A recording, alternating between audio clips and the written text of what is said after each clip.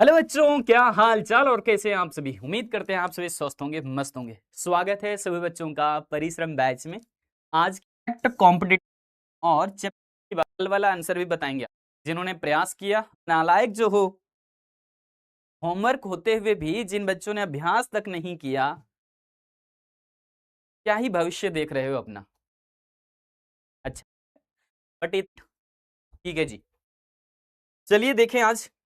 तो lecture number होगा 4 और चैप्टर का नाम है forms of market. Forms of market and price determination. पूरा चैप्टर का नाम देखें तो ये होता है, बट इतना समझ लो कि मार्केट वाला चैप्टर है। ये वाला चैप्टर एनसीईआरटी में दो पार्ट में तोड़ा हुआ है। लास्ट में जो माइक्रो के अंदर में दो चैप्टर नजर आते हैं ना, एनसीईआरटी में कंप्लीट में दोनों चैप्टर एक ही साथ में पढ़ाता हूं। समझ गए होगे। तो आज यहां पर जो है एक डायग्रामेटिक खेल होने वाला है। देखिए कैसे। पिछले क्लास के अंदर हम लोग देख रहे थे कि pricing in a perfect competitive market, इसका मतलब पूर्ण प्रतियोगिता बाजार में कैसे किसी वस्तु का प्राइस डिटरमाइन होता है।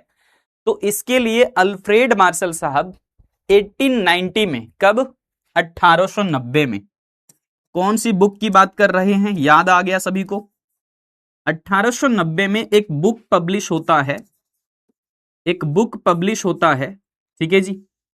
1890 में एक बुक पब्लिश होता है, बुक छपता है, जिस बुक का नाम है प्रिंसिपल्स ऑफ इकोनॉमिक्स। क्या नाम है? Principles of economics. और ये बुक किन्होंने लिखा है? ये बुक किन्होंने लिखा है? ये बुक किन्होंने लिखा है? तो ये बुक है अल्फ्रेड मार्शल की। किनका है? ये बुक है अल्फ्रेड मार्शल की। इसी बुक के अंदर ही ये थ्योरी दिया गया कि परफेक्ट कंपटीशन मार्केट में जो प्राइस डिटरमाइन होगा, जो प्राइस तय होगा, वो दो मार्केट फोर्सेस की वजह से होगा। अब दो बाजार शक्तियां कौन कौन सी हैं? एक हमारा है डिमांड, दूसरा है सप्लाई, जिसको एडम स्मिथ कहा करते थे इनविजिबल हैंड। अगर एडम स्मिथ के टर्म में बात करें तो वो कहते थे कि डिमांड और सप्लाई क्या है? मार्केट का इनविजिबल हैंड है। इनविजिबल मतलब जो विजिबल नहीं होता, जो दिखता नहीं है। तो डिमांड और सप्लाई दिखने वाली चीज नहीं होती। तो वो एडम स्मिथ के जमाने की बात थी। लेकिन अल्फ्रेड मार्शल कहते हैं कि ये मार्केट के दो अलग अलग फोर्सेस हैं, दो अलग अलग शक्तियां हैं, डिमांड एंड सप्लाई। तो मार्केट में, यानी कि परफेक्ट कंपटीशन मार्केट में, प्राइस केवल डिमांड की वजह से तय नहीं होगा, केवल सप्लाई की वजह से भी तय नहीं होगा, बल्कि डिमांड एंड सप्लाई दोनों के रिलेटिव फोर्सेस यहां पर काम करते हैं। अब वो कैसे काम करता है, पिछली क्लास में एक बार आप लोग देख चुके हो। बस उसको एक नए अंदाज में हम यहां पर पेश कर देते हैं, क्योंकि कई बार इस अंदाज में भी क्वेश्चन देखने को मिलता है, जिस तरीके से मैं अभी जिक्र करूंगा आगे। तो आज का लक्ष्य हमारा यह रहेगा कि मांग और पूर्ति की रेखाएं लेंगे, मांग और पूर्ति दोनों रेखाएं लेकर के हम उनमें बदलाव लेकर के आएंगे और देखेंगे कि हमारा जो इक्विलिब्रियम प्राइस है वो कैसे चेंज होता है, जो हमारा संतुलन मूल्य है वो कैसे बढ़ जाता है, कैसे घट जाता है। जो आप लोग कह रहे थे ना कि सर प्राइस कभी ज्यादा होता है कभी कम होता है, कभी प्राइस ज्यादा होता है कभी कम होता है, किसकी वजह से होता है, आज पता चलेगा आपको। तो ये है पार्ट 1। क्योंकि हमने इसको क्या किया है, बहुत सारे डायग्राम पढ़ने हैं, तो हमने दो पार्ट में रखा है इसको। तो नेक्स्ट जो क्लास होगी वो भी इसी तरीके से होगा, जिस तरीके से आज आप लोग पूरी क्लास देखोगे, बिल्कुल वैसा ही क्लास फिर अगली बार भी होगा एक और। तब जाकर के कंप्लीट आपको समझ में आएगा कि effect of changes in demand and supply क्या होते हैं, कैसे हम डिमांड और सप्लाई को चेंज करके ये देखने वाले हैं कि प्राइस कैसे और कितना चेंज हो जाएगा। ठीक है जी। तो मैकेनिज्म है दरअसल। तो आप सभी बच्चों से एक छोटी सी हमारी रिक्वेस्ट है कि क्लास शुरुआत करने से पहले ही आप लोग पेन पेपर लेकर के बैठ जाइए, और साथ साथ में जैसे जैसे मैं यहां पर डायग्राम प्लॉट करूंगा, आप लोग साथ साथ में इसको प्रैक्टिस करना। सभी बच्चों से रिक्वेस्ट है, प्लीज आप सभी कोई अगर केवल यहां पर बैठे हुए हो बिना पेन पेपर का, तो बेकार हो जाएगा, मत करिए, हम है ना यहाँ पे, तुम्हें कोई इसकी किताब की आवश्यकता नहीं पड़ेगी। यहां पर देखो जरा, एक नए अंदाज में कैसे ये सवाल पूछता है।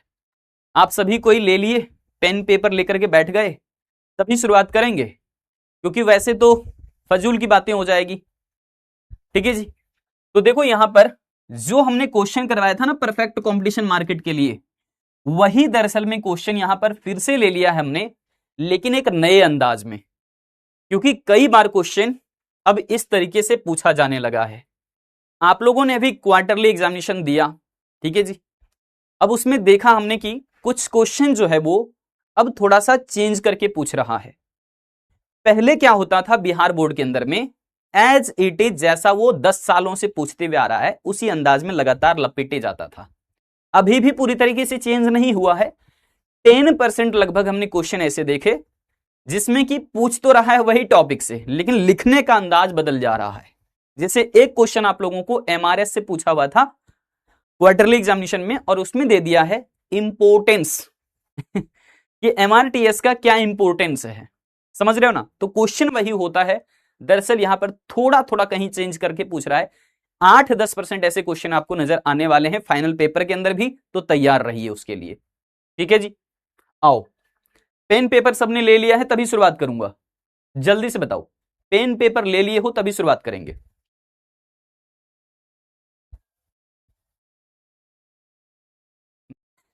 इफेक्ट संतुलन मार्केट लिया है, वो उनका काम है।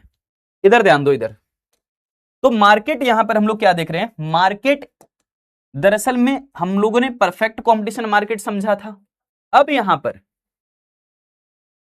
कंपटीशन तो आपने पढ़ लिया, लेकिन उसी के अंदर से कुछ क्वेश्चन ऐसे निकल सकते हैं, बाजार संतुलन से आप क्या समझते हैं, आपको ऐसा पूछ देगा। आपको लगेगा कि भैया ये तो कोई अलग क्वेश्चन पूछ दिया, लेकिन बिल्कुल नहीं। आपने जो परफेक्ट कंपटीशन मार्केट में कल की क्लास में देखा कि डिमांड और सप्लाई दोनों मिलकर के हमारा जो वो इक्विलिब्रियम तय कर रहा था, वही टॉपिक यहां पर ऐसे पूछ सकता है कि मार्केट इक्विलिब्रियम से आप क्या समझते हैं। आप लोगों ने कल की क्लास में ये देखा कि हमारा जो डिमांड कर्व था वो ऐसे डाउनवर्ड स्लोपिंग था, सप्लाई कर्व अपवर्ड स्लोपिंग था, जहां दोनों आपस में मिल रहे थे, इसको हमने पॉइंट ई दिया था, ई फॉर इक्विलिब्रियम पॉइंट, और हमने बोला था कि यही बाजार संतुलन बिंदु है, यानी कि इक्विलिब्रियम मार्केट को यहां पर दर्शा रहा है। इस चीज से पता चलता है कि प्राइस इतना तय हुआ, वाई एक्सिस के साइड में ओपी प्राइस हमारा इक्विलिब्रियम प्राइस हो गया, यहां पर ओ से लेकर के क्यू तक इक्विलिब्रियम क्वांटिटी हो गया, यानी कि संतुलन की मात्रा, बाजार संतुलन की मात्रा है ओ से लेकर के क्यू तक, ओ क्यू बाजार संतुलन की मात्रा, और ओ से लेकर के पी तक बाजार संतुलन का मूल्य। अब यहां पर जो पॉइंट ई है, इसको हम लोगों ने बोला मार्केट इक्विलिब्रियम पॉइंट। क्या बोला था, मार्केट इक्विलिब्रियम पॉइंट, बाजार संतुलन का बिंदु। क्या बोला था, बाजार संतुलन का बिंदु। कन्हैया अभी भी चैप्टर के नाम में ही जो है फंसा हुआ है। बेटा यहां पर चैप्टर के नाम लिखे हुए होते हैं, चैप्टर का नाम सोचते रहोगे तो पढ़ाई हो गया तुम्हारा। ठीक है, क्लास के बाद दोबारा से देख लेना। पता चले तो तुमने अपना सिलेबस भी नहीं देखा, तुमने इस बैच का पहला क्लास भी नहीं देखा होगा कि डिमांड एंड सप्लाई दोनों, वो लेक्चर सभी बच्चों को जरूर देखना चाहिए। अर्थशास्त्र का पाठ्यक्रम, उसको जाकर के देखना, 1.5 घंटे के आसपास का वो वीडियो आपको मिल जाएगा आपके ही बैच के अंदर। वो लेक्चर सभी बच्चों को जरूर देखना चाहिए, तभी अपना बैच का लेक्चर शुरुआत करना चाहिए। तभी तो तुम्हें पता चलेगा कि मैं कैसे कैसे पढ़ाऊंगा, कौन से चैप्टर का नाम क्या है, कौन सा चैप्टर बड़ा है, कौन सा चैप्टर छोटा है, सब वहां पर बता रखा है। यहां पर आओ, अब देखो जरा ध्यान से, हमें यहां पर क्या समझ में आया कि डिमांड एंड सप्लाई दोनों जहां पर मिलते हैं, है ना। तो दरअसल मार्केट इक्विलिब्रियम एक सिचुएशन है। आपने कल अलग अलग सिचुएशन क्या देखा, कभी डिमांड ज्यादा हो रहा था, कभी सप्लाई ज्यादा हो रहा था, है ना। यहां पर भी कह रहा है कि मार्केट इक्विलिब्रियम एक सिचुएशन है where the quantity demanded of a product is exactly equal to the quantity supplied. यहां तक बता देंगे, कोई किसी भी बच्चे को दिक्कत अगर है। 2 टर्मिनोलॉजी केवल हमने यहां पर लिया है, 2 टर्मिनोलॉजी लिया हुआ है केवल, और 2 टर्मिनोलॉजी से बात बहुत अच्छे से क्लियर हो चुका है। कह रहा है कि क्वांटिटी डिमांडेड यानी कि मांग की गई मात्रा, ठीक है, एंड कह रहा है कि क्वांटिटी सप्लाइड, ये दोनों के दोनों क्या हो रहे हैं, एग्जैक्टली इक्वल हो रहे हैं, दोनों एक दूसरे के बिल्कुल समान हो जा रहे हैं, एक जैसा बन जा रहा है, दोनों एक दूसरे के बराबर हो जा रहे हैं। तो यहां पर इसी सिचुएशन का नाम ही है मार्केट इक्विलिब्रियम, यानी कि बाजार संतुलन। जल्दी से बताइए, क्या ये बातें समझ में आ गई है यहां तक? क्या ये बातें एक बार में समझ में आ गई है? कितने सुपर्ब यहां पर एक एक बातें आपको मैंने हाईलाइट भी कर दिया है कि मार्केट इक्विलिब्रियम एक सिचुएशन है where the quantity demanded of a product is exactly same या फिर exactly equal to the quantity supplied. कैसा लगा? कैसा लगा? दोनों के दोनों आपस में क्या है? सेम है, इक्वल है। वही चीज हिंदी में भी देख लीजिए, यानी बाजार संतुलन वो स्थिति है जहां किसी वस्तु की मांग यानी कि डिमांड और पूर्ति एक दूसरे के बराबर हो जाती है। तो यहां पर दो टर्मिनोलॉजी कौन कौन सी है, मैं इसको हाईलाइट फिर से कर देता हूं कि बाजार संतुलन की बातें हो रही है और ये एक ऐसी स्थिति है जिसमें वस्तु की मांग और क्या, पूर्ति एक दूसरे के बराबर हो जा रहे हैं, मतलब बिल्कुल दोनों के दोनों सेम हो गए, डिमांड और सप्लाई। तो वही स्थिति हमारा बनेगा बाजार संतुलन। एक चीज और, थोड़ा सा और डिटेल करते हैं, कह रहे हैं कि इस बिंदु पर यानी कि जहां पर मांग और पूर्ति दोनों बराबर हुए हैं, जैसे कि मैंने दिखाया कि ये हमारा डिमांड लाइन है, डीडी लिख दिया डिमांड लाइन को, फिर दूसरे कलर से हम कर देते हैं सप्लाई वाला line, upward sloping S S हो गया, दोनों यहां पर मिले हैं ना, ई बिंदु है, यहां पर आपका ओ से लेकर के क्यू तक इक्विलिब्रियम क्वांटिटी है, ओ से लेकर के पी तक इक्विलिब्रियम प्राइस है। तो यहां पर थोड़ा और डिटेलिंग करते हैं कि इस बिंदु पर यानी कि ये वाला बिंदु जहां डिमांड एंड सप्लाई दोनों बराबर होते हैं, उसी को तो बोल रहे हैं कि मार्केट इक्विलिब्रियम हुआ। तो बोला कि इस बिंदु पर खरीदार यानी कि जो बायर है जितनी मात्रा खरीदना चाहता है, जो बायर है जितनी मात्रा खरीदना चाहता है, विक्रेता भी उतना ही मात्रा बेचने के लिए तैयार भी होते हैं। यानी कि बायर जितना लेना चाहता है, सामान को खरीदना चाहता है, उतना ही सेलर बेचने के लिए भी तैयार है। ध्यान रखेंगे इस वाले बिंदु पर डिमांड और सप्लाई इसका मतलब बराबर हुए। इस स्थिति में वस्तु की कीमत स्थिर रहती है, जो हमारा प्रोडक्ट का प्राइस है वो बिल्कुल कैसा हो जाएगा, यहां पर फिक्स हो जाएगा, तय हो जाएगा, ठीक है, और उसमें परिवर्तन की कोई आवश्यकता नहीं होती, कोई भी तरह से चेंज नहीं आएगा। मतलब हमारा जो ओपी प्राइस है, दरअसल इसी प्राइस के बारे में कह रहे हैं इक्विलिब्रियम प्राइस। ये हम रफली नोट कर रहे हैं अभी, ये हम रफली डायग्राम अभी बना रहे हैं, इसको मत बनाना अभी। तो ये इक्विलिब्रियम प्राइस हो गया, और जो ओ से लेकर के क्यू तक है ये इक्विलिब्रियम क्वांटिटी हो गया, है ना। तो वही बोला है कि at this point buyers are willing to purchase the same quantity. कोई भी बायर कितना परचेज करने के लिए तैयार है, कह रहा है कि willing to purchase the same quantity that seller are willing to sell. कि एक सेलर जितना बेचने के लिए तैयार है, एक बायर उतना ही खरीदने के लिए तैयार है। दैट मीन्स कि यहां पर मार्केट इक्विलिब्रियम सिचुएशन में ही ऐसा हो रहा है कि डिमांड एंड सप्लाई दोनों जो है यहां पर बात बराबर हो रही है। Therefore, the market price remains stable या फिर फिक्स्ड। स्टेबल का मतलब होता है बिल्कुल तय हो चुका है, हमारा डिटरमाइन हो चुका है प्राइस। वही बोला कि the market price remains stable, बिल्कुल हमारा प्राइस फिक्स हो गया। And there is no tendency to change in it, या फिर लिख सकते हैं no tendency for it to change. Tendency का मतलब होता है प्रवृत्ति, हिंदी में बोले तो प्रवृत्ति, यानी कि अब उसके नेचर में, टेंडेंसी को आप नेचर भी बोल सकते हैं, कि प्राइस जो हमारा फिक्स हो गया, अब उसका नेचर ही ऐसा है कि वो चेंज नहीं होगा। अब उसका नेचर ही ऐसा है कि वो चेंज नहीं होगा। तो नेचर बोलो या टेंडेंसी बोलो, सेम बातें हैं। इकोनॉमिक्स की भाषा में हम टेंडेंसी बोल देते हैं, ज्यादा बेस्ट होता है। तो यहां पर आपको उम्मीद है कि सारे जो बातें हैं वो समझ में आ गई होगी। एक बार सभी बच्चे जबरदस्त तरीके से चैट में मुझे मेंशन कर दो कि हाँ भैया समझ में आ गया है। आगे बढ़िए, जल्दी से बता दो एक बार। पर मार्केट भैया एफ नहीं लिखा हमने। एक बच्चा बार बार पूछ रहा है सर एफ का मतलब क्या है। एफ नहीं है, ये एफ नहीं है, ई है, ई है, ई फॉर इक्विलिब्रियम पॉइंट, संतुलन का बिंदु। E4 equilibrium point. चलो जी आगे। अब आप लोगों ने यहां पर देख लिया बाजार संतुलन। तो बाजार संतुलन के लिए आप लोगों ने टेबल एंड डायग्राम भी लिया था कल की क्लास में, वही same to same table diagram लेना है।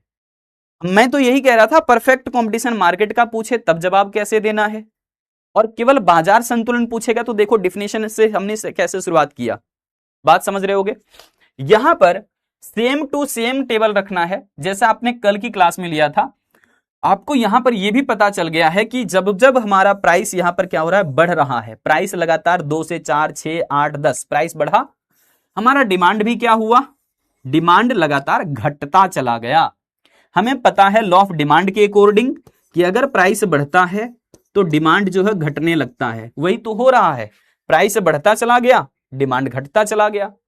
जब हमने प्राइस और डिमांड को देखा तो उस वक्त आपको सप्लाई को नहीं देखना होता है, इस बात को ध्यान रखिए, ठीक है जी। क्योंकि लॉ ऑफ डिमांड के अंदर में हम सिर्फ दो वेरिएबल पर बात करते हैं, पहला वेरिएबल होता है प्राइस और दूसरा वेरिएबल होता है डिमांड।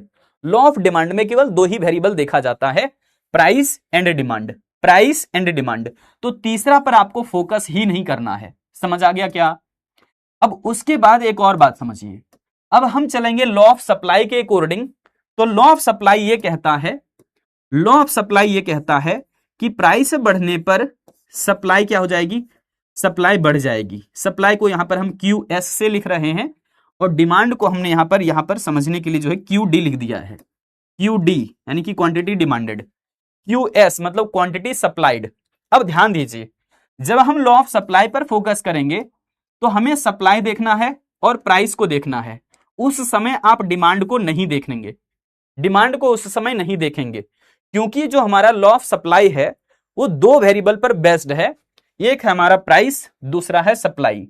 और लॉ ऑफ सप्लाई क्या कहता है कि अगर हमारा प्राइस बढ़ता चला गया तो सप्लाई हम ज्यादा करना पसंद करेंगे। क्यों? क्योंकि मैं एक सेलर हूं और मुझे अपने प्राइस मतलब अपने प्रोडक्ट का प्राइस ज्यादा मिल रहा है, तो हम उस प्रोडक्ट को और भी ज्यादा बेचना पसंद करने लगते हैं, क्योंकि ज्यादा प्राइस पर हमें ज्यादा प्रॉफिट होने के चांसेस रहते हैं। तो इसलिए यहां पर ज्यादा प्राइस मिल रहा है तो सप्लाई भी देखो ज्यादा से ज्यादा होता चला गया। तो उम्मीद है कि आपको बातें समझ में आ गई होगी कि डिमांड और सप्लाई अब जब देखा जाए तो डिमांड हमारा जो है घट रहा है, सप्लाई जो है बढ़ रहा है, मतलब दोनों एक दूसरे के ऑपोजिट हैं। तो इस तरीके से कहीं ना कहीं दोनों की बातें आपस में बराबर भी होगी। तो थ्योरेटिकली आपको क्या करना है, शुरुआत में जो प्राइस रखे हो उसके बेसिस पर डिमांड और सप्लाई तय कर देना और फिर देखना कि आपने ज्यादा वैल्यू किसका रखा है। अगर आपने डिमांड वैल्यू ज्यादा रखा हुआ है तो नेक्स्ट टाइम इसके डिमांड को कम करेंगे, ठीक है जी। तो यहां पर जो वो सप्लाई को आप देखिएगा, सप्लाई जो है क्या होगा, अगर डिमांड घट रहा है, डिमांड क्या हो रहा है, घट रहा है, तो स्वाभाविक सी बात है सप्लाई को उस समय क्या करना है, बढ़ा देना है। इतनी सी तो बात समझ गए, क्योंकि एक दूसरे के ये क्या होते हैं, ऑपोजिट होते हैं। तो उसके बेसिस पर यहां पर कह सकते हो कि डिमांड क्या है, ज्यादा, सप्लाई क्या है, कम। तो देखो डिमांड हो गया ज्यादा, सप्लाई हो गया कम। यहां तक बातें क्लियर हैं, यहां तक बातें क्लियर हैं। नेक्स्ट टाइम आपने शुरुआत में डिमांड अगर ज्यादा रखा था और यहां पर आप क्या कर रहे हैं, प्राइस को बढ़ा दे रहे हैं, प्राइस जैसे ही बढ़ेगा डिमांड क्या होगा, घट जाएगा। तो डिमांड क्या कर दिया आपने, घटा दिया। लेकिन आपको सप्लाई की कहानी याद है, प्राइस बढ़ने के साथ सप्लाई को बढ़ा देना होता है। तो पहले की तुलना में थोड़ा बहुत बढ़ा देना, जैसे 100 था तो 120, 110, 115, 150 कुछ भी कर सकते हो। तो यहां पर हमने जो है टोटल कर दिया है 120। फिर से देखो, फिर से प्राइस बढ़ेगा तो प्राइस बढ़ने के बाद डिमांड कम हो जाएगा, लेकिन प्राइस बढ़ने के साथ अगर सप्लाई पर फोकस करें तो सप्लाई हमारा बढ़ जाएगा, ठीक है जी।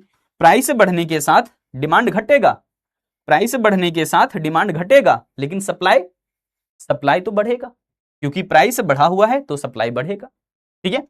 प्राइस बढ़ा हुआ है फिर से तो डिमांड घट जाएगा, लेकिन प्राइस बढ़ा है तो सप्लाई पर फोकस करिए, सप्लाई बढ़ जाएगा, ठीक है जी। तो इस तरीके से आपने जो देखा है कल की क्लास में भी, तो दोबारा उतना ज्यादा डिटेलिंग नहीं करें, लेकिन फिर भी जो है सारे तो कर ही दिए वापस से।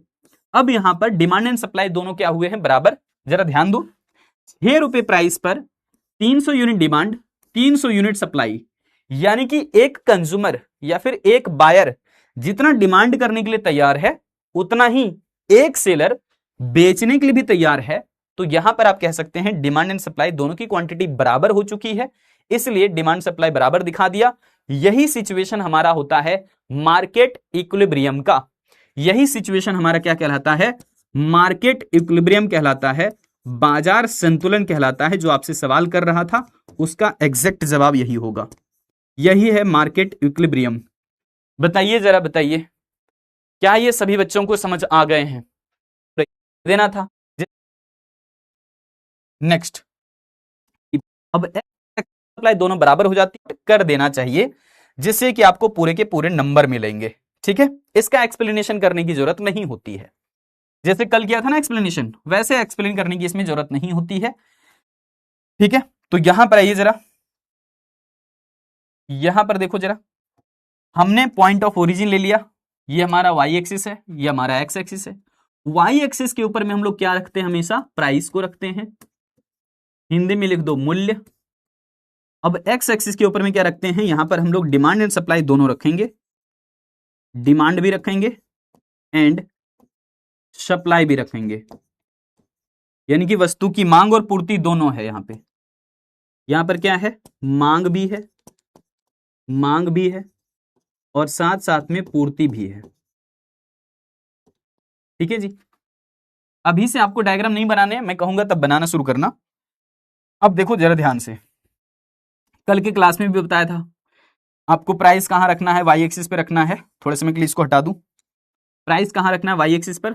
तो आप 2, 4, 6, 8, 10 ऐसे सेट कर सकते हो, आगे लिख भी सकते हो 12। नेक्स्ट, डिमांड की बातें करें, सप्लाई की बातें करें तो 100 के अंतराल से था, तो 100, 200, 300, 400 और इधर कहीं ना कहीं ले लीजिए 500। ठीक है, मिलाइए जरा इसको ध्यान से। 2 रुपए प्राइस पर 500 यूनिट डिमांड, 2 रुपए प्राइस है, 500 यूनिट डिमांड है। 4 रुपए प्राइस है, 400 यूनिट डिमांड है, 4 रुपए पर 400 यूनिट डिमांड। 6 रुपए पर 300 यूनिट डिमांड, 6 रुपए पर 300 यूनिट डिमांड। 8 रुपए पर 200 यूनिट डिमांड, 8 रुपए पर 200 यूनिट डिमांड। 10 रुपए पर 100 यूनिट डिमांड, 100 यूनिट डिमांड है 10 रुपए पर। तो ये लाइन थोड़ा बहुत टेढ़ा होगा क्योंकि मैंने स्केल का प्रयोग नहीं किया था, लेकिन अब लाइन जरा हम खींच लें, लाइन जरा हम खींच लें फर्स्ट और लास्ट को देखते हुए। उसके बाद हम इधर उधर पॉइंट है थोड़े बहुत, तो हम मिला लेंगे सही ढंग से इसको। आप लोग स्केल से बनाओगे ना तो एग्जैक्ट मैच करेगा बहुत अच्छे से। चलो जी,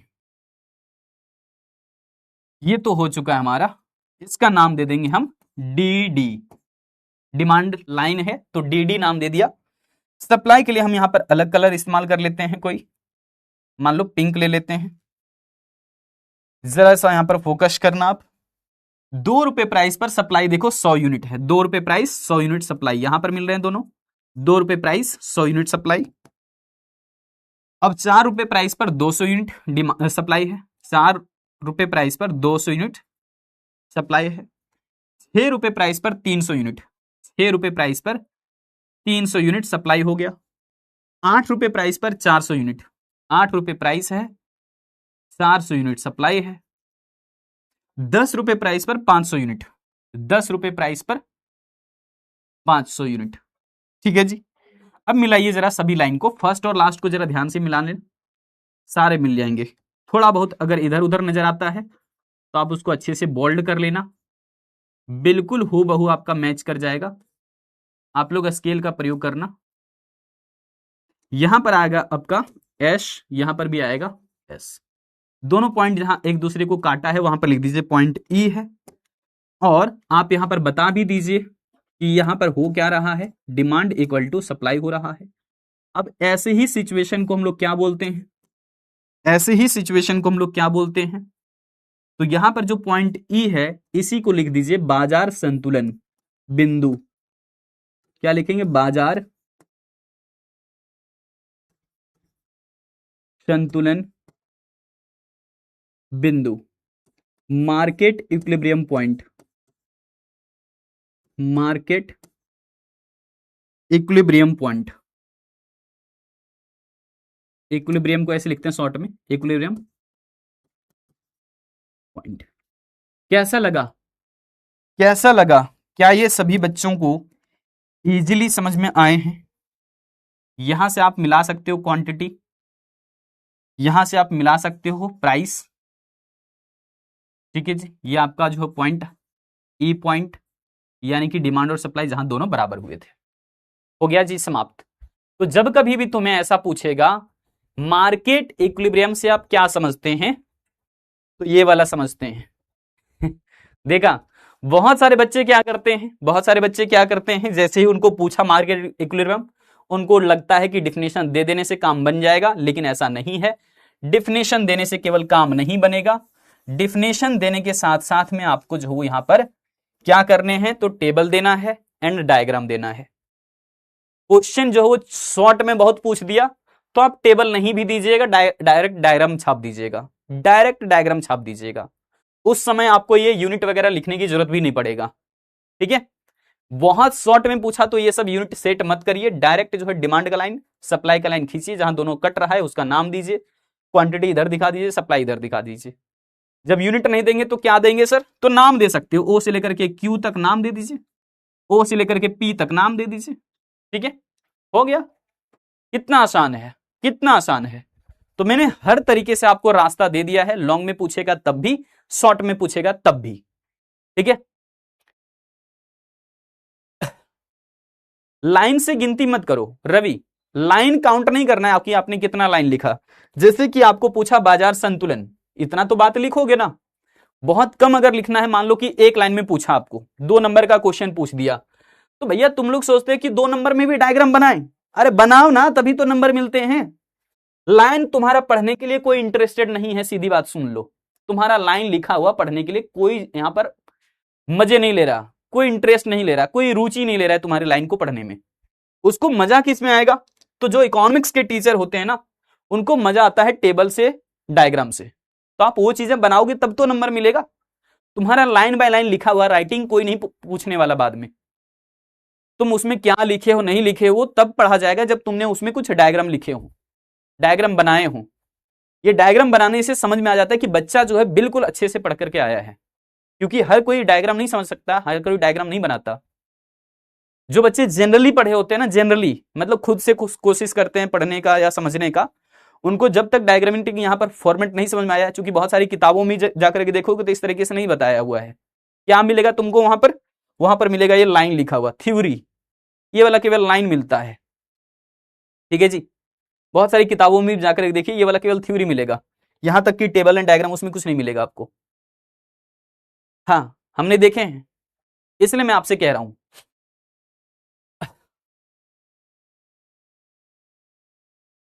एक बच्चा ने बहुत जबरदस्त बात लिखा, स्नेहा ने लिखा, सर बार बार एक ही चीज क्यों पढ़ा रहे हैं, तुमको अभी नहीं समझ में आएगा, जब तुम हमारे साथ में पूरे कोर्स खत्म कर लोगे ना गुड़िया, फिर समझ में आएगा कि छोटू सर एग्जैक्टली क्या कह रहे थे। सेम चीजें इसलिए पढ़ाता हूं क्योंकि तुम्हारा लेवल ठीक है, यहाँ पर है, लेकिन बहुत सारे बच्चे हैं जिसका लेवल यहाँ पर है, जिसका लेवल यहाँ पर है, समझ रहे हो ना। तो तुम यहाँ पर हो, तुम्हें और ऊपर ले जाना है, ये यहाँ पर है, वो तुम्हारे लेवल में जाकर के मैच करेगा, समझ पा रहे हो। सेम तरीके से जवाब नहीं दिया गया है, जवाब देने का भी तरीका थोड़ा सा अलग है। अब आइए जरा यहां पर, क्योंकि डायग्राम हमने वहीं पर बना दिया, एक्स्ट्रा स्लाइड की हमें जरूरत ही नहीं पड़ेगी, ठीक है जी। आपके होमवर्क को ले लेते हैं हम। यहां पर एक क्वेश्चन दिया था आप लोगों को, एक इक्वेशन यहां पर दिया हुआ है, दूसरा इक्वेशन यहां पर दिया हुआ है, क्या रहा है, साम्य कीमत। साम्य कीमत का मतलब होता है इक्विलिब्रियम प्राइस, साम्य कीमत का मतलब क्या होता है, इक्विलिब्रियम प्राइस। तो आप यहां पर देखेंगे कि सबसे पहले बोला है कि if the demand and supply curve, तो पहले क्या बोला, डिमांड, तो डिमांड के लिए इक्वेशन ये दे रखा है, सप्लाई के लिए इक्वेशन ये दे रखा है, और इक्विलिब्रियम प्राइस यानी कि साम्य मूल्य या फिर संतुलन मूल्य पूछ रहा है। तो सबसे पहले आप लिखोगे, देखो तरीका में तो बिल्कुल धीरे धीरे चलूंगा, आप लिखेंगे गिवन दैट, यानी दिया है। हिंदी मीडियम वाले बच्चे क्या लिखेंगे, दिया है, दिया है, क्या क्या दिया हुआ है, पहले लिख लेंगे यहां पर डिमांड, डिमांड इक्वेशन, मांग का समीकरण, मांग का समीकरण, ठीक है। क्या दे रखा है जरा फोकस करिए, Q equal to 10 minus 2p। अच्छा, कई बार आपको यहां पर पता नहीं चलेगा कि डिमांड वाला इक्वेशन है या सप्लाई वाला, तब पकड़ने का तरीका क्या है? पकड़ने का तरीका क्या है? आपको पता है ना कि प्राइस बढ़ने पर डिमांड घट जाता है, आपको पता है ना कि प्राइस घटने पर डिमांड बढ़ता है, ये मांग के नियम के अनुसार। तो बिल्कुल वही बात समझिए ना, प्राइस एंड डिमांड एक दूसरे के ऑपोजिट है। प्राइस बढ़ रहा है तो डिमांड घट रहा है, एक दूसरे के ऑपोजिट है ना। तो सेम यहां पर चीजें आपको समझना पड़ेगा कि कहीं ना कहीं मांग के समीकरण में आप देखेंगे कि माइनस वाला साइन लगा रहेगा। अब ये माइनस हो सकता है कि यहां पर पहले ही लगा दिया, बाद में प्लस लगा हुआ है, तो कहीं ना कहीं तो माइनस में है ना। तो इक्वेशन जो है डिमांड वाला कहीं ना कहीं आपको माइनस के साथ नजर आएगा, या तो शुरुआत में माइनस लगा है तो यहां पर हो सकता है प्लस हो, या फिर यहां पर माइनस हो, ये ध्यान रखना है आपको। ये डिमांड वाला इक्वेशन होता है। दूसरा यहां पर सप्लाई की बातें करेंगे, सप्लाई की बातें करेंगे। देखो आप लोग बहुत ज्यादा घबराओगे, मुझे पता है। आप लोगों को लगेगा छोटू सर धीरे धीरे चल रहे हैं, लेकिन धीरे चलने का क्या फायदा है ये तुम्हें लास्ट में पता चलेगा। ठीक है, हमारी भी फिल्म धीरे धीरे चलती है। ठीक है, तुम्हें हो सकता है मजा ना आए, सर बहुत धीरे पढ़ाते हैं, है ना, लेकिन सच पूछो तो आपको मजा लास्ट में आएगा, अभी नहीं। जो अभी रोता है वो बाद में हंसेगा हमारे सामने। ठीक है, अभी तुम्हें हंसा दूं, अभी तुम्हें जो थोड़ा सा लगे कि हाँ सर बहुत मजा आता है, नहीं मजा आ रहा है भाई। मजा तो एग्जैक्ट तब आएगा जब आप जवाब देना ज्यादा शुरू करोगे। दोनों इक्वेशन हमने नोट कर लिया है। यहां पर क्या पूछा? साम्य मूल्य, और साम्य मूल्य इक्विलिब्रियम प्राइस कब होता है? कब होता है? तो उसके लिए कंडीशन आपको पहले नोट करना चाहिए। लिखिए संतुलन की स्थिति में, या फिर लिखो बाजार संतुलन की स्थिति में। बाजार संतुलन की स्थिति में सारा चीज आ रहा था। बाजार संतुलन की स्थिति में, बाजार संतुलन की स्थिति में। हिंदी मीडियम वाले बच्चे लिख दिए, इंग्लिश मीडियम वाले बच्चे लिखेंगे in case of market equilibrium. Market equilibrium क्या होता है जरा बताइए उसको। कि मार्केट इक्विलिब्रियम के केस में होता है यहां पर demand equal to supply. Demand equal to क्या होता है? सप्लाई। डिमांड इक्वल टू क्या होता है? सप्लाई। मांग इक्वल टू पूर्ति। लिख दोगे क्या? इतनी सी बातें देखो, मैं कितना धीरे धीरे चल रहा हूं अभी तक। अब आपको जो है यहां पर क्या करने होंगे मैं बताऊं आपको। तो डिमांड को डी बोलो, सप्लाई को एस बोलो। डिमांड का इक्वेशन क्या था आप देखें पीछे, तो 10 माइनस 2p था, तो लिख दीजिए 10 माइनस 2p। सप्लाई वाले इक्वेशन में क्या था? 5 प्लस 3p, तो ये सप्लाई वाला है, लिखिए 5 प्लस 3p। अब p और p वाला वैल्यू एक साइड में कर लो, और जो डिजिट वाले वैल्यू है वो एक साइड में कर लो। जैसे कि यहां पर हमारे पास 10 है, हमने रहने दिया। अब ये 5 था बराबर के राइट साइड में, ये हम ले आके आ रहे इधर लेफ्ट साइड में। 5 को हम लेफ्ट साइड में कर देंगे तो नेगेटिव साइन के साथ चला जाएगा। ठीक है, और जो हमारा माइनस में 2p था ये बराबर के लेफ्ट साइड में था, अब हम इसे राइट साइड में लेकर के आ रहे हैं। तो इधर वैल्यू था इसका माइनस में, राइट में जाएगा तो आ जाएगा पॉजिटिव। तो यहां पर देखेंगे 3p प्लस में कितना आ गया? 2p। क्लियर है? इस तरीके से हमारा इक्वेशन चेंज हुआ है। उसके बाद यहां पर कितना आ जाएगा? 5, और इधर जुड़ जाएगा दोनों ना, 3p प्लस 2p कितना हो गया? 5p। अब अगर हम यहां पर देखेंगे कॉफिशिएंट 5 है, p का कॉफिशिएंट 5 है, तो बताइए जरा ये जो 5 है इसके डिवाइड में चला आएगा, यानी कि हम कह सकते हैं 5/5 इक्वल टू p, और 5 और 5 कैंसिल हो जाएगा तो आ जाएगा 1p। तो आपको समझ में आ गया है इक्विलिब्रियम प्राइस कितना है? 1 है। इक्विलिब्रियम प्राइस कितना है? 1 है। हमने यहां पर बहुत धीरे धीरे धीरे धीरे करके आपको हर एक बात समझाया, लेकिन अभी कहानी पूरी नहीं हुई है। ये तो सिर्फ ट्रेलर था, पिक्चर अभी बाकी है मेरे दोस्त। क्योंकि सवाल में पूछा था तो यहां पर इक्विलिब्रियम प्राइस, क्या पूछा था? Equilibrium price. लेकिन तुमने आंसर सही निकाला है या गलत निकाला है पता कैसे चलेगा? पता तो चलना चाहिए ना, कैसे पता चलेगा बताइए जरा। तो जांचने का तरीका क्या होता है ये भी जरा सीख लो, काम आएगा तुम्हें। चेक करने का तरीका क्या होता है, यहां पर लिख दीजिए जांच, यानी कि चेक कर रहे हैं हम, ठीक है, जांच कर रहे हैं। क्या करने हैं, जो पी का वैल्यू है ना, इफ अगर आपको पी का वैल्यू पता चल चुका है 1 है, तो आपको समीकरण भी तो पता है, कोई भी एक समीकरण लिख दो, इन दोनों में से कोई भी एक लिख लो, ठीक है। जैसे 10 माइनस 2p था मांग का समीकरण, तो यहां पर आप मांग लिख सकते हो, मांग, ठीक है। या फिर लिख सकते हो क्वांटिटी डिमांडेड, पूरा लिखें तो क्वांटिटी डिमांडेड, जरा ध्यान से बातों को समझिए। क्वांटिटी डिमांडेड यानी कि मांग की गई मात्रा, मांग की गई मात्रा। और ये पता करने के लिए आपको लिखना पड़ेगा Q equal to 10 minus 2p। क्या लिखना पड़ेगा, 10 माइनस 2p। अब वैल्यू जरा पुट करिए इसकी जगह पे, Q इक्वल टू आप लिखेंगे 10 माइनस 2 और p के स्थान पर कितना आ जाएगा 1। जरा यहां से वैल्यू निकाल लो, 10 माइनस कितना आ जाएगा 2, इसका मतलब 8 आ गया। मांग की मात्रा कितनी आई है 8। अभी भी काम नहीं बना है, जरा ध्यान से सुनो, अभी भी बहुत सारा काम बाकी है। ये तो हो गया केवल मांग की मात्रा आपने पता कर लिया, अब पूर्ति की मात्रा पता करिए, ठीक है। एक काम करता हूं मैं यहीं पर कर देता हूं, जो आपने लिखा है ना मांग की गई मात्रा, वो यहां पर लिख देते हैं, मांग की मात्रा, ठीक है। अब इधर हम सप्लाई वाला काम कर लेते हैं, सप्लाई निकाल करके देखिए जरा।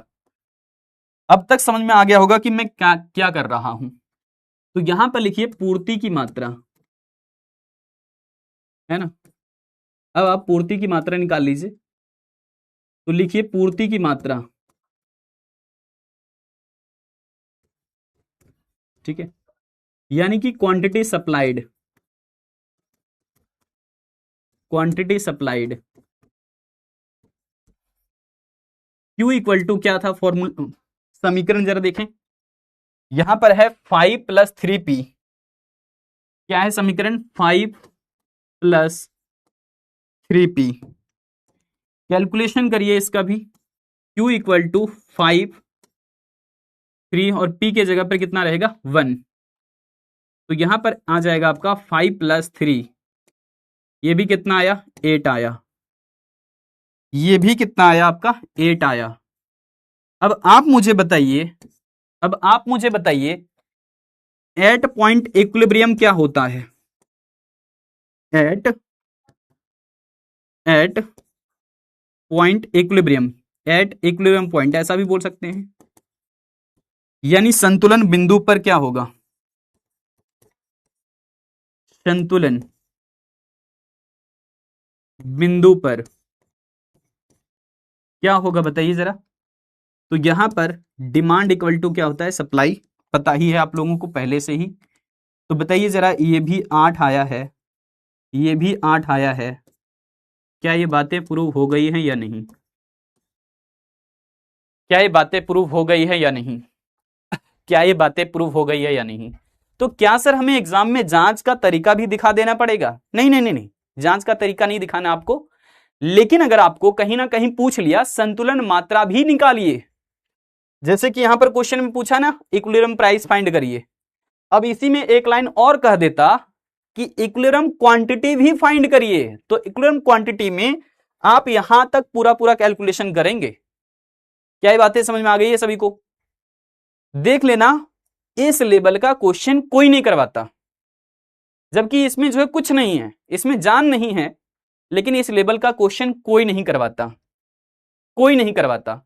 अब कहीं पर भी देख लेना कोई नहीं करवाता, ठीक है जी। तो यहां पर इस तरह के क्वेश्चन आने के चांसेस होते हैं भैया, और ये मैं कहीं दूसरे जगह से नहीं पढ़ा रहा हूं, ये सारी चीजें आपकी एनसीईआरटी ही कहता है, ये सारा आपका एनसीईआरटी ही कहता है, ठीक है।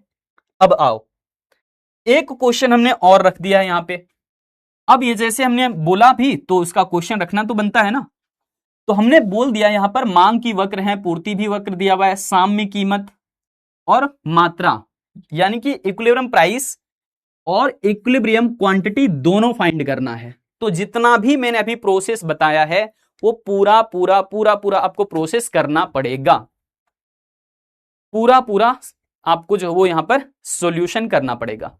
हाँ, क्वेश्चन इजी है, सही कह रहा है, सही कह रहा है। एक बच्चा सर कह रहा है क्वेश्चन इजी है, क्वेश्चन तो इजी है, क्वेश्चन से आप तैयार रहिए, कम से कम बता के जा रहा हूं। मैं बताऊं तो इसके डायग्राम भी बनाए जा सकते हैं या नहीं बताओ। मैं आपके थॉट्स को थोड़ा चेंज करना चाहता हूं और इसलिए मैं ये सारी चीजें आपको बता के जा रहा हूं कि भाई देखो, एग्जाम का जो है ना कोई भरोसा नहीं कि आजकल कि कैसे कैसे क्वेश्चन आ जाए, ठीक है। तो हर तरीके से आप तैयार रहिए कम से कम।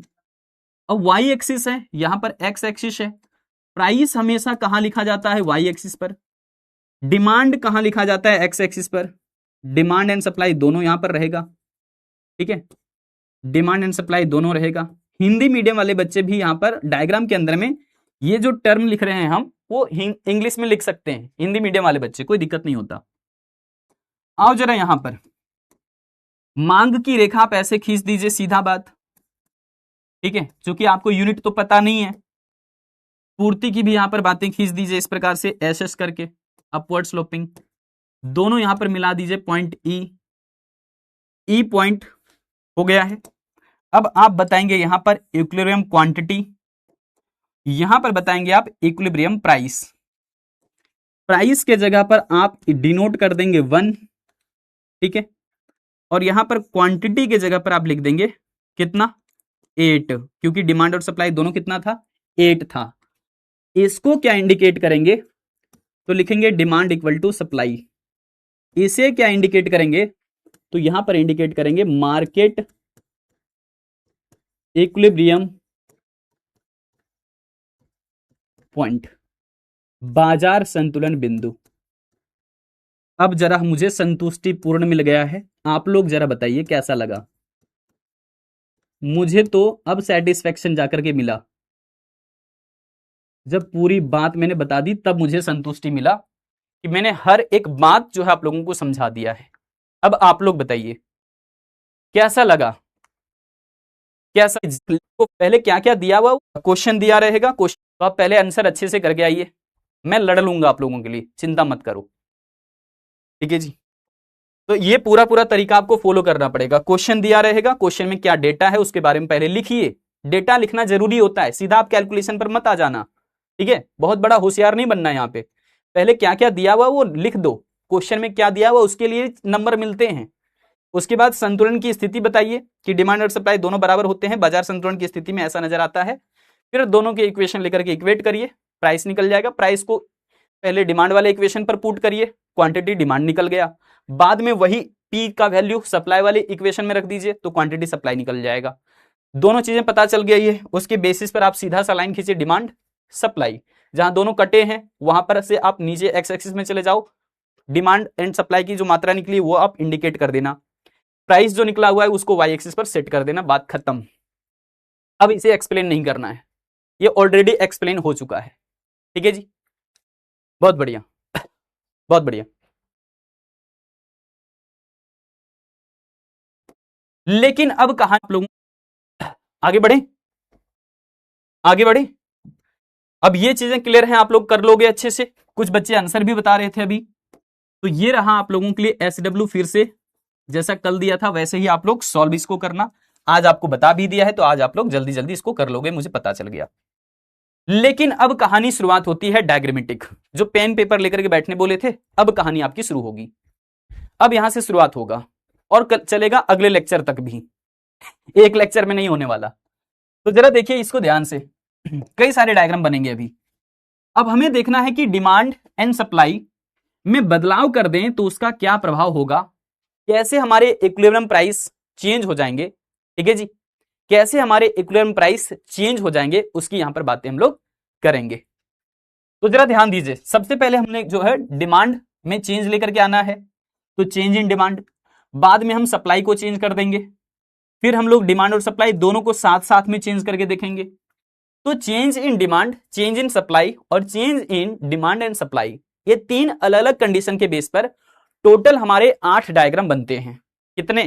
टोटल 8 डायग्राम बनते हैं आपके सिलेबस के अनुसार। वैसे तो बहुत सारे डायग्राम बनेंगे, अनलिमिटेड, ठीक है, लेकिन उतना नहीं पढ़ना, हमें सिलेबस के अनुसार पढ़ना है, ठीक है जी। कम से कम तो आपको 4 डायग्राम पढ़ना ही चाहिए, कम से कम तो 4 डायग्राम पढ़ना ही चाहिए।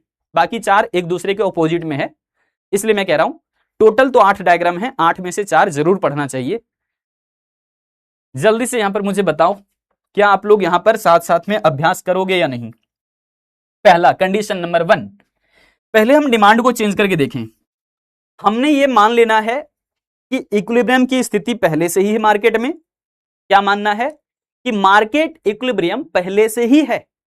अब उसमें क्या कर देते हैं, अचानक से हम सप्लाई हमने जो यहां पर बिल्कुल फिक्स रखा है, लेकिन सिर्फ और सिर्फ डिमांड में चेंज कर देंगे। समझ आया क्या? बताओ जरा। यानी कि यहां पर अज्यूम कर लिया जाता है कि मार्केट इक्विलिब्रियम की सिचुएशन में हमने डिमांड को चेंज कर दिया है। अब चेंज होगा तो डिमांड दो तरीके से चेंज होगा, या तो डिमांड बढ़ जाएगा या फिर डिमांड घट जाएगा। समझ गए क्या? तो यहां पर जरा देखेंगे यानी कि जब मांग में वृद्धि लेकिन पूर्ति हमारी बिल्कुल स्थिर है, तो इस स्थिति के अंदर खरीदारों के बीच में प्रतिस्पर्धा बढ़ जाती है। कंपटीशन किसके बीच में बढ़ जाएगा? तो बायर के बीच में, क्योंकि यहां पर डिमांड क्या हो रहा है? चेंज हो रहा है। तो जब डिमांड चेंज होता है ना, और डिमांड की स्थिति में कैसा चेंज आया है? वृद्धि हुआ है डिमांड, तो डिमांड बढ़ गया है। पहले की तुलना में अब ज्यादा ज्यादा ज्यादा ज्यादा लोग डिमांड कर रहे हैं, तो डिमांड करने वालों के बीच में कंपटीशन है। मतलब मार्केट जो पहले पहुंचेगा उसको सामान मिलेगा, जो बाद में पहुंचेगा उसको सामान नहीं मिलेगा, क्योंकि सप्लाई तो ज्यादा है ही नहीं। सप्लाई तो बेचारा फिक्स है, सप्लाई तो बेचारा फिक्स है, लेकिन डिमांड बहुत ज्यादा हो चुका है। ये थैला लेकर के गया पहले तो इसको सामान मिल जाएगा, लेकिन सिर्फ थैला लेकर के नहीं जाना है, पैसा भी लेके जाना है। तो ऐसी स्थिति में समझो, जब मांग में वृद्धि लेकिन पूर्ति स्थिर हो, तो यहां पर बायर के बीच में कंपटीशन बढ़ गया, जिसके कारण विक्रेता लोग क्या करेंगे? अपनी वस्तु का दाम बढ़ा देते हैं। वस्तु का दाम क्या करेंगे? बढ़ा देंगे। क्या ये बातें समझ आई है?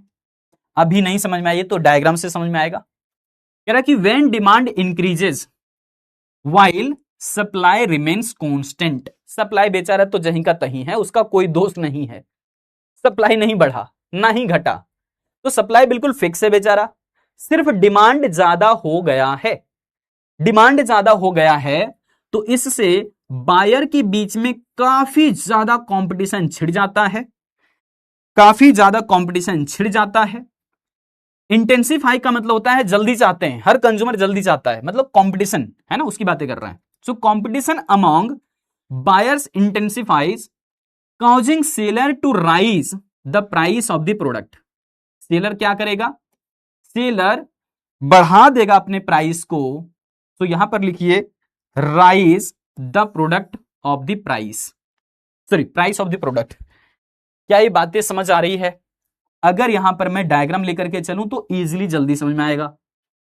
सबसे पहले तो हमने एक लाइन खींचना है डिमांड सप्लाई के लिए, फिर खींचना है प्राइस के लिए।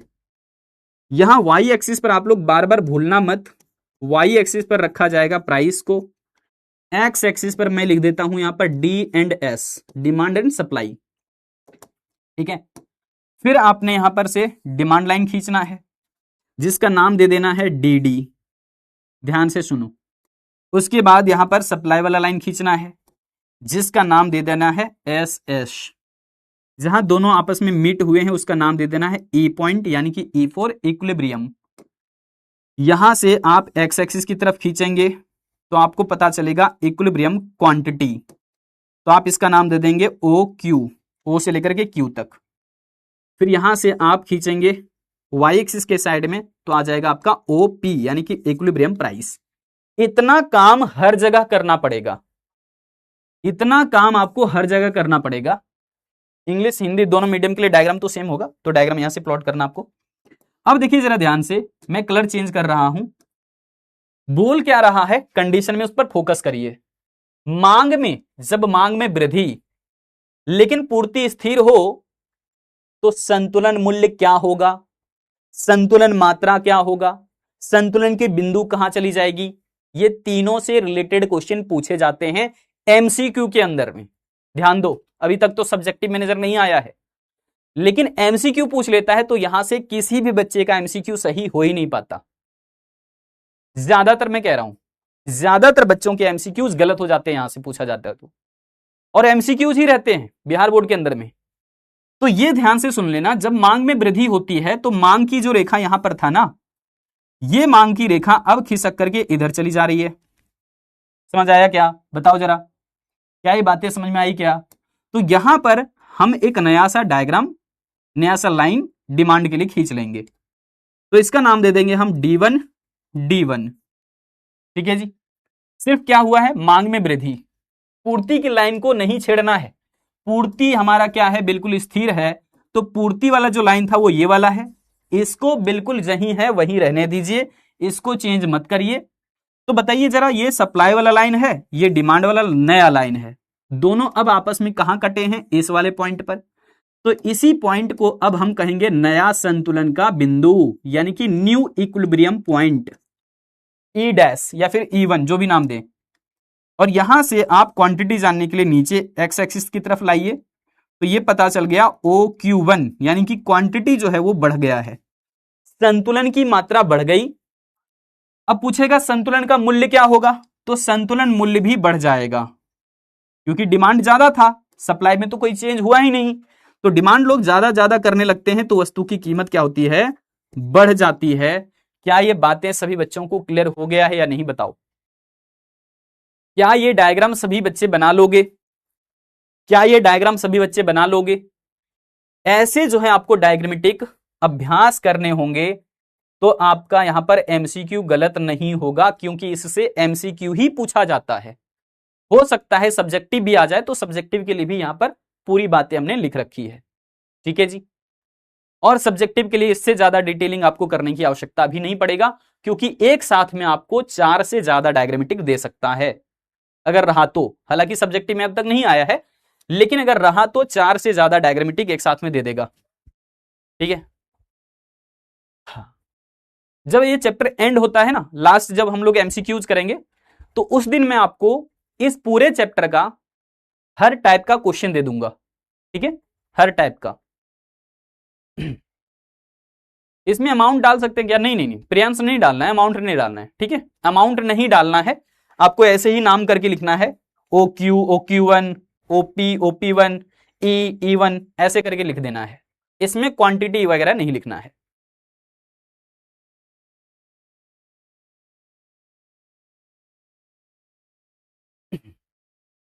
कहीं का यहां पर सप्लाई को बिल्कुल फिक्स रखा गया। ये समझा रहा है कि मार्केट में मान लो 10 किलो पहले जो है टमाटर बेचने के लिए कोई पहुंचा दिया है, बेचने के लिए पहुंच गया है 10 केजी टमाटर। अब पहले डिमांड भी उतना ही था, तो आसानी से डिमांड और सप्लाई बराबर थे।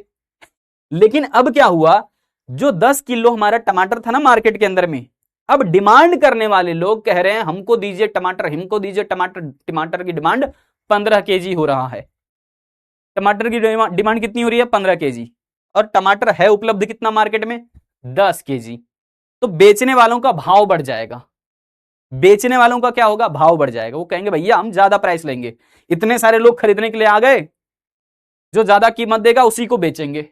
समझ आया क्या। तो वही यहां पर हो रहा है कि प्राइस बढ़ जाएंगे, और ये प्राइस बढ़ता हुआ देख करके बाकी जो नए नए सेलर हैं उनके मन में दौड़ेगा कहीं ना कहीं विचार, भैया अभी प्रॉफिट हो रहा है, उन लोग देखो जो बाजार में बेचने गया ज्यादा पैसा कमा रहा है वो लोग, चलो हम भी सप्लाई बढ़ाते हैं। समझ पा रहे हो ना। ऐसी सिचुएशन में वापस से जो है यहां पर स्थितियां बढ़ जाती है। हालांकि यहां पर जो है डिमांड पहले बढ़ा हुआ है, इस बात को ध्यान रखना, जैसे कि कंडीशन में बोला हुआ है। पहले डिमांड बढ़ा, डिमांड ज्यादा हो हल्ला होने की वजह से प्राइस बढ़ गए। प्राइस बढ़ता हुआ देख करके नए नए सेलर के दिमाग में घुमा कि भैया अभी प्रॉफिट हो रहा है, चलो और ज्यादा बेचेंगे हम मार्केट में ले जा करके। समझ पाए क्या। हाँ, ऐसे में तो मार्केट पे इफेक्ट पड़ेगा जब डिमांड ज्यादा होगा और सप्लाई उठा ही रहेगा। तो नहीं, सप्लाई उठा ही नहीं है, सप्लाई बिल्कुल फिक्स है बेचारा। फिक्स मतलब जहीं का तहीं है, सप्लाई में कोई चेंज नहीं आया है। जितना पहले बिक रहा था मार्केट के अंदर में उतना अभी भी है। ठीक है, उतना अभी भी है। ठीक है, चलो आगे बढ़े। नेक्स्ट, ये कंडीशन नंबर पहला था, ए हमने इसका नाम दिया है। अब सेम सिचुएशन में कंडीशन नंबर 2। अब देखो मांग में यहां पर कर देंगे कमी। अभी क्या कर रहे थे इससे पहले, अभी इससे पहले कर रहे थे मांग में वृद्धि, अब क्या कर देंगे मांग में कमी, जबकि सप्लाई में कोई चेंज नहीं, सप्लाई बेचारा अभी भी फिक्स है। अब हमने डिमांड को कम कर दिया है, तो ऐसे में विक्रेताओं के बीच में कंपटीशन बढ़ जाएगा, क्योंकि डिमांड करने वाले हट गए, लोग कम खरीदने के लिए आ रहे हैं बाजार में। तो हर जो वहां पर बायर है ना, वो इधर उधर जा रहा है खरीदारी करने के लिए। सेलर लोग चाहता है कि वो बायर जो उधर गया है वो हमारे पास खरीद ले, क्योंकि खरीदार लोग कम है। तो एक सेलर चाहता है वो हमारे पास आकर के खरीदे, वो चाहता है हमारे पास आकर के खरीदे। तो सेलर के बीच में यहां पर कंपटीशन फाइट होगा, सेलर के बीच में क्या होगा, कंपटीशन हो जाएगी। और उसी की वजह से विक्रेता लोग यहां पर अपना प्रोडक्ट बिक्री बढ़ाने के लिए दाम क्या करेंगे, कम कर देंगे, प्राइस क्या कर देंगे, कम कर देंगे। ठीक है जी। सो व्हेन डिमांड फॉल्स, जब डिमांड घट जाती है, व्हाइल सप्लाई रिमेन्स कांस्टेंट, जबकि सप्लाई बिल्कुल फिक्स है, कांस्टेंट है, कंपटीशन अमंग सेलर इंटेंसिफाइज। कह रहा है कि seller lower their prices to sell their goods, कि जो सेलर लोग हैं वो अपने प्राइसेस को क्या करेंगे, प्रोडक्ट के प्राइस को घटाएंगे। वो सोचेंगे कि सस्ता करेंगे तो सस्ता देख करके वो कंज्यूमर हमारी तरफ आएगा, हमारा सामान खरीदेगा, है ना। बेचारा सही सोच रहा है अपनी दृष्टि से। तो इसी चीज को यहां पर हम लोग अब डायग्राम से बनाएंगे। डायग्राम में पहले आपको क्या करना है, X axis and Y axis. आप यहां पर ध्यान से देखो, सबसे पहला बात, वाई एक्सिस पर आप लिखेंगे प्राइस को, वाई एक्सिस पर क्या लिखेंगे, प्राइस को। एक्स एक्सिस पर क्या रहेगा, डिमांड एंड सप्लाई। लिखने के लिए मत भूलना, नहीं तो नंबर काट लेगा। यहां पर आइए, डिमांड वाला लाइन के लिए हमने लिख दिया है डी डी, सप्लाई लाइन के लिए लिख दिया है यहां पर एस एस एस एस। अब दोनों रेखाएं जहां पर एक दूसरे को काट रहे, इसमें नाम दे दीजिए ई पॉइंट। यहां से फिर आप एक्स एक्सिस के साइड में खींचेंगे तो लिख देंगे ओ से लेकर के क्यू तक इक्विलिब्रियम क्वांटिटी। प्राइस के साइड में खींचिए तो लिख दीजिए ओपी यानी कि इक्विलिब्रियम प्राइस। यहां पर सिचुएशन क्या हुआ है, तो यहां पर हुआ है डिमांड इक्वल टू सप्लाई। लिखने की हालांकि जरूरत नहीं पड़ेगा, डायरेक्ट आप सिचुएशन पर आइए। सिचुएशन क्या कह रहा है ध्यान देना, सिचुएशन क्या कह रहा है ध्यान देना। यहां पर डिमांड क्या हुआ है, घट गया है, सप्लाई में कोई चेंज नहीं करना है आपको। डिमांड क्या हुआ है, घट गया है। बेटा प्लीज आप सभी से विनती है, एक बच्चा लिख रहा है सर प्लीज जल्दी जल्दी पढ़ाइए, मैं यहां से चला ही जाऊंगा, आज क्लास समाप्त हो जाएगी आपकी।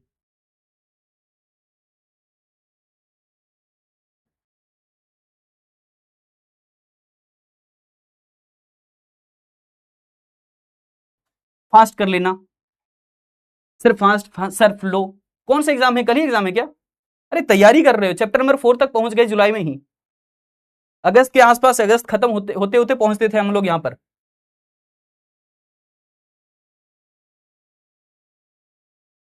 फ्लेक्स, इधर फोकस करो। डिमांड सप्लाई दोनों यहां पर तुम्हें स्लो क्यों लग रहा है मुझे पता है, लेकिन तुम उसका रीजन तो समझो। मैं बता रहा हूं खुद ही कि मैं धीरे धीरे चलूंगा। मैंने कौन सा बात बोला कि मैं फास्ट चलने वाला हूं, मैं कभी फास्ट नहीं चलूंगा तुम्हारे बैच के अंदर में। एक जो फ्रेश बैच होता है उसमें धीरे धीरे चलता हूं, हर एक बात समझाता हूं, हर एक पॉइंट समझाता हूं तुम्हें। यहां पर फोकस करो, कूल डाउन, पढ़ाई कर लो। डिमांड हमारा जो है पहले की तरह यहां पर, पहले क्या हो रहा था, बढ़ रहा था। पिछले वाले कंडीशन में क्या हो रहा था, डिमांड हमारा देखो बढ़ रहा था, बढ़ रहा था मतलब ऊपर शिफ्ट हो गया था हमारा डिमांड लाइन। अब हमारा डिमांड क्या हो रहा है, घट रहा है। घट रहा है तो हमने क्या किया, पहले जो डिमांड लाइन ये था अब लेफ्टवर्ड में चला गया। इसका मतलब ये डिमांड कम हुआ है, जबकि सप्लाई में कोई चेंज नहीं करना है, सप्लाई वाला लाइन जहीं का तहीं है। ऐसे हालात में अब देखोगे सप्लाई एंड नया वाला डिमांड दोनों यहां पर मिल रहे हैं। तो इस सिचुएशन में आप समझो कि आपका जो प्राइस है ना वो यहां पर हो चुका है। मैं अलग कलर से दिखा दूं, सॉरी, क्वांटिटी जो है ना वो यहां पर हो चुका है, एंड प्राइस जो है वो यहां पर हो चुका है। ये वाली बात समझ में आई है या नहीं, बताओ जी बताओ। ये हमारा हो गया Q1, ये हो गया हमारा P1। यहां पर प्राइस क्यों कम हुआ है, इसलिए कम हुआ है क्योंकि सप्लाई जितना पहले था मार्केट के अंदर में, अब जो है डिमांड अचानक से फॉल हुआ, यानी कि घट गया। और डिमांड के घट जाने पर हर सेलर सोच रहा है कि भैया हम थोड़ा सस्ता कर दें अपना दाम, अपने प्रोडक्ट को थोड़ा सस्ता करके बेचें, तब हमारा प्रोडक्ट ज्यादा बिकेगा। इस भावना के साथ यहां पर डायग्राम बना हुआ है। अब बताओ जी, यहां पे प्लीज ऐसी बातें लिखो जिससे हम मोटिवेटेड फील हों। आप लोगों को कितनी बार मैं बताऊं, हमारा सेहत ठीक नहीं था, वापस अभी भी पूरी तरीके से रिकवरी नहीं हुई है, लेकिन मैं आपकी क्लासेस रोक नहीं रहा, चिंता मत किया करो। ये बैच समझा, फिर गलती करो मैं बता एक एक चीज, ठीक है, के अंदर में हर चीज का एक स्पेसिफिक नाम होता है, उसके एक समझ पा रहे हो।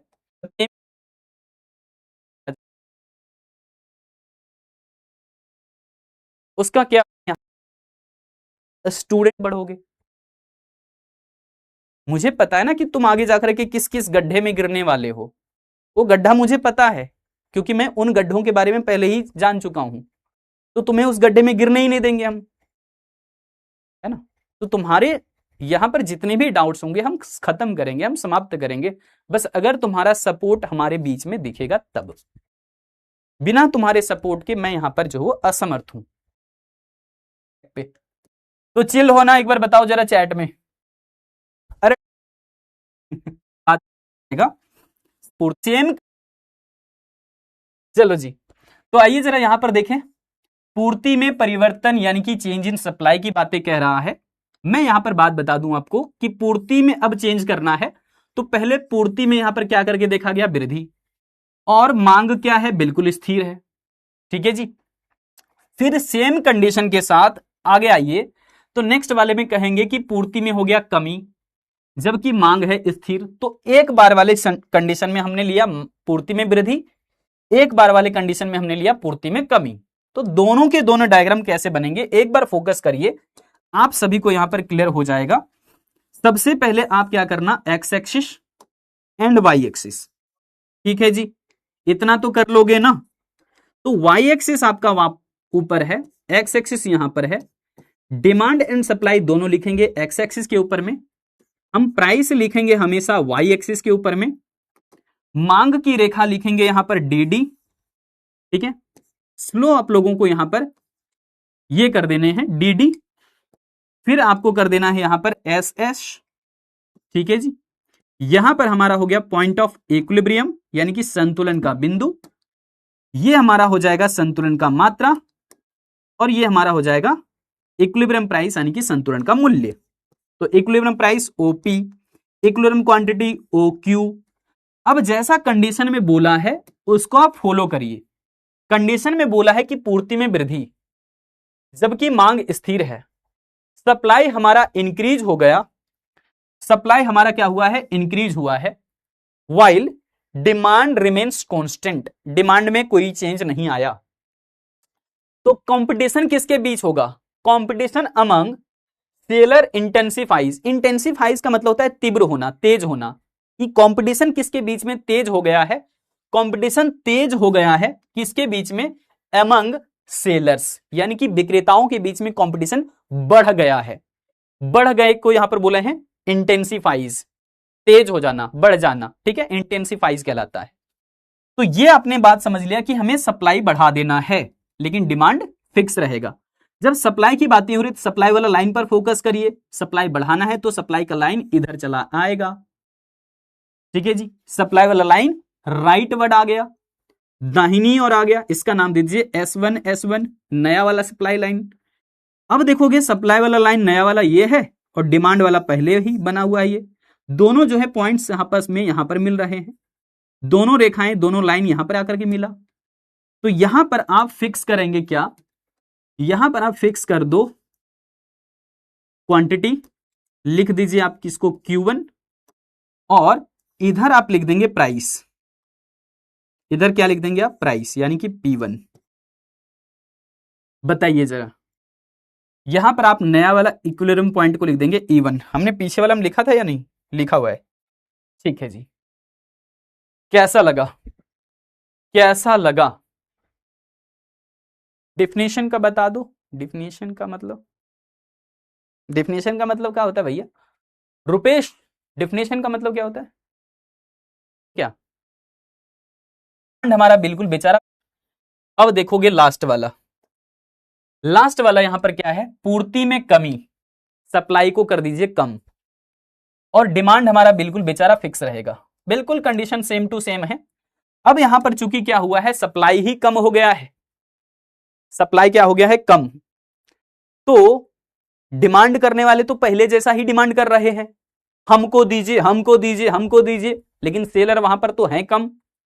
अब बेचने वाले लोग ही कम हैं, सामान पहुंचा ही कम है मार्केट में, लेकिन डिमांड करने वाले पहले जैसा ही हो हल्ला किए जा रहे हैं, सप्लाई करने वाला लोग उतना है ही नहीं।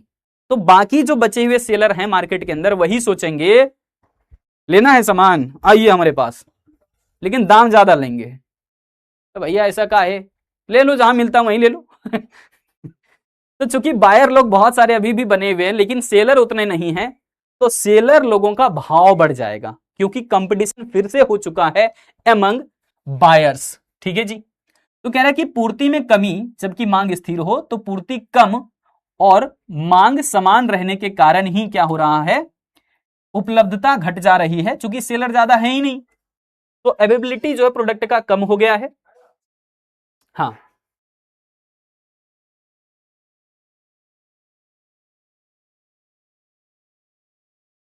क्योंकि बायर की यहां पर देखेंगे तो प्रतिस्पर्धा बढ़ने पर है ना, मूल्य क्या होगा, खरीदारों के बीच में, चूंकि बायर के बीच में कंपटीशन खूब ज्यादा हो रहा है, क्योंकि सेलर जो है उतने है ही नहीं, उपलब्धता भी कम हो गई है। यहां पर उपलब्धता को हम लोग बोलते हैं अवेलेबिलिटी, है ना, ध्यान रखना। अब ये लाइन आप लोगों को कैसे ड्रॉ करने हैं, पहले एक्स एक्सिस लीजिए, फिर वाई एक्सिस लीजिए, फिर आप वाई एक्सिस के ऊपर में जाएंगे तो प्राइस ले लेंगे, प्राइस, और एक्स एक्सिस के ऊपर में जाएंगे तो demand and supply, demand and supply. Line जरा यहां पर ड्रॉ करेंगे तो हो गया डी नाम, और फिर सप्लाई के लिए हो जाएगा यहां पर एस एस, सप्लाई के लिए क्या हो जाएगा एस एस, पॉइंट हमारा हो जाएगा यहां पर ई। अब जरा फोकस करिए कंडीशन के हिसाब से, अब कंडीशन पर फोकस करना। कंडीशन कह रहा है कि पूर्ति में कमी आ गया, सप्लाई क्या हो गया, डिक्रीज हो गया है। शॉर्टफॉल मतलब हो जाता है कम हो जाना, तो when there is a shortfall in supply, supply क्या हो गया है, शॉर्टफॉल हो गया है, डिमांड तो बेचारा कांस्टेंट है अभी भी, तो इसलिए यहां पर सप्लाई को कर दीजिए शॉर्टफॉल, यानी कि सप्लाई को कम कर दीजिए। जब सप्लाई की रेखा जो है ना अपवर्ड चला जाता है, यानी कि ऊपर या फिर लेफ्टवर्ड बोल दो इसको, बाईं ओर चला गया अपनी से, पहले वाला ये था अपने से बाईं ओर चला गया, यानी कि पूर्ति यहां पर घट गया, सप्लाई क्या हुआ है, घट गया है, सप्लाई क्या हुआ है, पहले की तुलना में घट गया है। तो ये आपका डिमांड वाला लाइन था, ये आपका नया सप्लाई वाला लाइन है, दोनों यहां पर मिल रहे हैं, तो इसलिए हमारा एक पॉइंट बनेगा यहां पर, इसको नाम देंगे हम E1, और यहां से पता कर लीजिए क्वांटिटी आपका यहां पर आ गया, दूसरे कलर से दिखाता हूं, ये रह गया क्वांटिटी, प्राइस की बात करो ये हो गया प्राइस। लेकिन पहले वाला कहां था, पहले वाला हमारा ये था, पहले वाला जो है प्राइस कहां पर था, ये वाला था, तो पहले की तुलना में तो प्राइस बढ़ गया है ना, तो इसको बोल दीजिए आप P1, इसको बोलेंगे P, यानी कि प्राइस बढ़ा हुआ था, पहले का क्वांटिटी यहां पर था और बाद में क्वांटिटी यहां पर हो गया है, सप्लाई घटा हुआ था, इसलिए जो है पहले का इक्विलिब्रियम पॉइंट ये था, बाद में इक्विलिब्रियम पॉइंट 1 हो गया। उम्मीद है कि आप सभी को यहां पर बातें क्लियरली समझ में आ गई होगी। ठीक है जी।